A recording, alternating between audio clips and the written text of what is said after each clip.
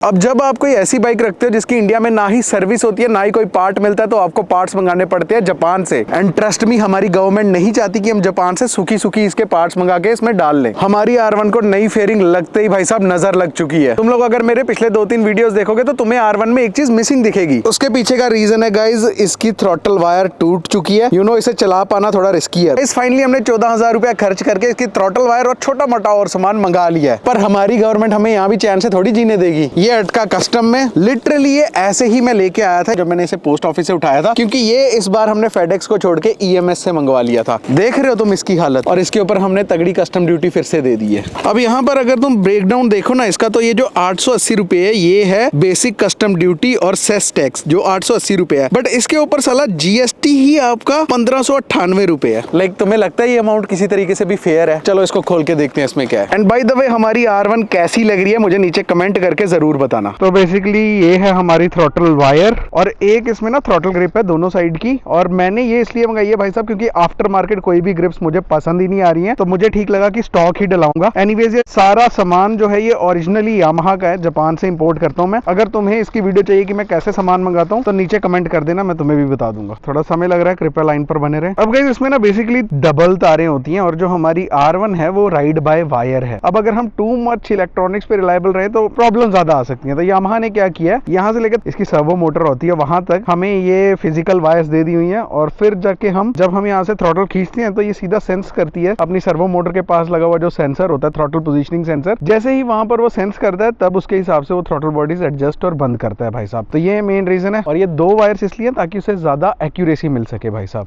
माफी चाहूंगा आपको लाइन पे बनाए रखने के लिए। तो ये 2 वेलक्रोज हैं। तो ये गवर्नमेंट जो है ये गाइज हमारे टैंक के पास लगने थे, तो पहले गुम हो गए थे, मतलब गिर गए थे मेरे से, तो दैट्स व्हाई मैंने और मंगा लिए। और बस यही छोटी छोटी 2-3 और चीजें हैं। अब यही अगर इंडिया से हमें मिल जाता तो इतना महंगा नहीं होता, बट क्या करें। तो अब हमारी बाइक भी प्रॉपर तैयार हो चुकी है और अपनी थ्रॉटल केबल भी आ गई है। तो आगे कमाल के वीडियोस और आने वाले हैं। नीचे जाके फॉलो याद से कर लेना, क्योंकि ऐसा इन्फॉर्मेटिव कंटेंट मैं और भी लाता रहता हूँ।